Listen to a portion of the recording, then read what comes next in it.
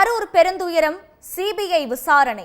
சாதகம் யாருக்கு, பாதகம் யாருக்கு? 2026 சட்டமன்ற தேர்தலுக்காக தவேக தலைவர் விஜய் தமிழ்நாடு முழுக்க பிரச்சாரத்தை மேற்கொண்டு வந்தார். அந்த வகையில செப்டம்பர் 27ஆம் தேதி நாமக்கல், கரூர்ல பிரச்சாரம் மேற்கொண்டிருந்தார். அப்படி பிரச்சாரம் மேற்கொண்ட போது விஜய் வருவதற்கு 7 மணி நேரம் தாமதமானதுனால கூட்ட நெரிசல் ஏற்பட்டு 41 பேர் உயிரிழந்ததா கரூர் சம்பவத்துல தவேக மேல குற்றம் சாட்டப்பட்டுச்சு. அடுத்து அவர் சம்பவ இடத்துல பாதிக்கப்பட்டவங்களோடு இல்லாம சென்னைக்கு போயிட்டாருங்கிற விமர்சனமும் விஜய் மேல வைக்கப்பட்டுச்சு. அடுத்து கரூர் விவகாரத்துல சென்னை உயர்நீதிமன்றம் விஜய் பத்தியும் தவேக பத்தியும் கடுமையா விமர்சிச்சது பரபரப்பாச்சு.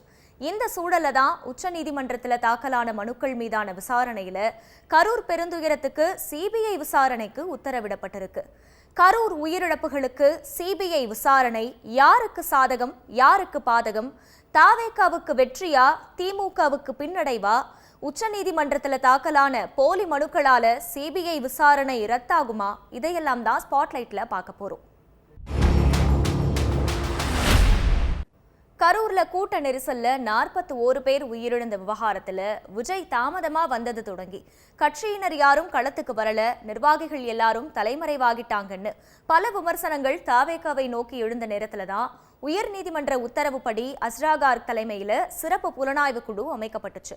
தமிழ்நாடு காவல்துறையில இருக்கிற அதிகாரிகளை விசாரிச்சா அதுல உண்மை வெளியே வராதுன்னு அந்த உத்தரவை எதிர்த்து தவேகவோட தேர்தல் மேலாண்மை பொதுச் செயலாளர் ஆதவ் அர்ஜுனா சார்பில் உச்சநீதிமன்றத்துல மனு தாக்கல் செய்யப்பட்டுச்சு. பாதிக்கப்பட்டவங்க தரப்புல இருந்து சிபிஐ விசாரணை கோரி 3 மனுக்களும், பாஜக சார்பில் 1 மனுன்னு மொத்தம் 5 மனுக்கள் தாக்கல் செய்யப்பட்டுச்சு. இந்த வழக்கோட விசாரணையின் போது தமிழ்நாடு அரசு மேலையும் காவல்துறை மேலையும் பல்வேறு குற்றச்சாட்டுகளை தவேக முன்வச்சிருக்கு. காவல்துறை அதிகாரிகள் போதிய எண்ணிக்கையில இல்ல, உரிய பாதுகாப்பு கொடுக்கலன்னு குற்றம் சாட்டியிருக்காங்க. காவல்துறை தடியடி நடத்தினதுதான் கூட்ட நெரிசலுக்கு முக்கிய காரணம்னு தவேக தரப்புல ஆஜரான வழக்கறிஞர்கள் வாதாடி இருக்காங்க.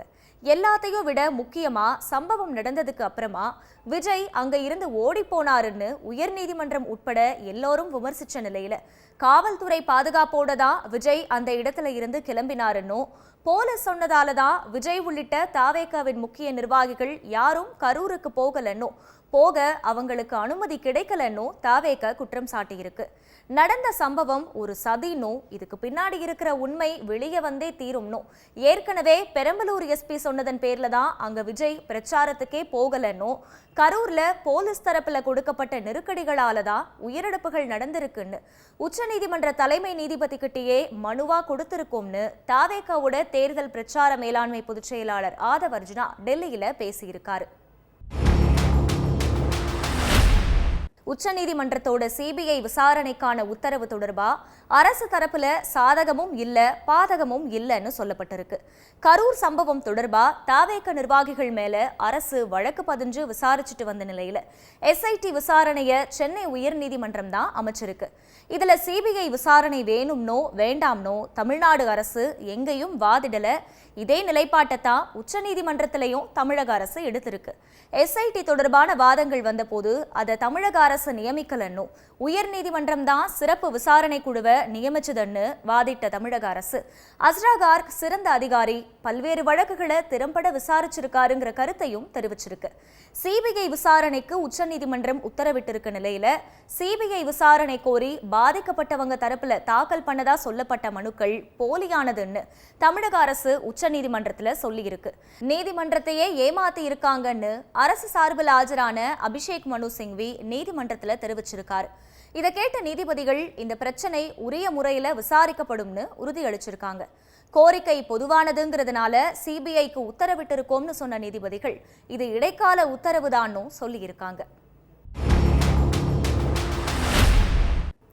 உச்சநீதிமன்ற தீர்ப்பு தமிழக அரசுக்கு சவுக்கடின்னு பாஜக விமர்சிச்சிருக்கிற நிலையில விஜய்க்கு இது சட்ட ரீதியான வெற்றின்னு பேசப்படுற நிலையில தீர்ப்பு பத்தி திமுக எம்பியும் தமிழக அரசு சார்பில் ஆஜரான வழக்கறிஞருமான வில்சன் தெரிவிச்ச சில கருத்துக்களையும் பார்க்க வேண்டியிருக்கு.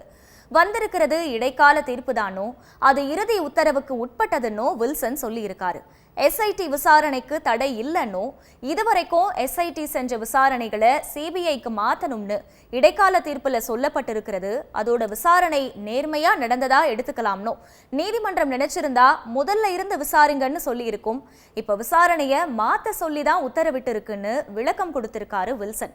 உச்ச நீதிமன்றத்துல 3 பேர் போலியா மனு தாக்கல் செஞ்சத கோர்ட்ல ஆதாரங்களோட சொல்லி இருக்கு தமிழக அரசு. சிபிஐக்கான தீர்ப்பு மோசடியா பெறப்பட்டிருக்குன்னு தெரிஞ்சா உச்சநீதிமன்றமே தீர்ப்பை ரத்து செஞ்சிடும்னு வழக்குல ஆஜரான வில்சன் தெரிவிச்சிருக்காரு. எந்த விதமான விசாரணைனாலும் கரூர் விவகாரத்துல 41 பேர் உயிரிழப்புக்கு யார் காரணம்ங்கிறத கண்டுபிடிச்சு அவங்கள சட்டத்துக்கு முன்னால நிறுத்துறது தான் எல்லாரோட எதிர்பார்ப்பாகவும் இருக்கு.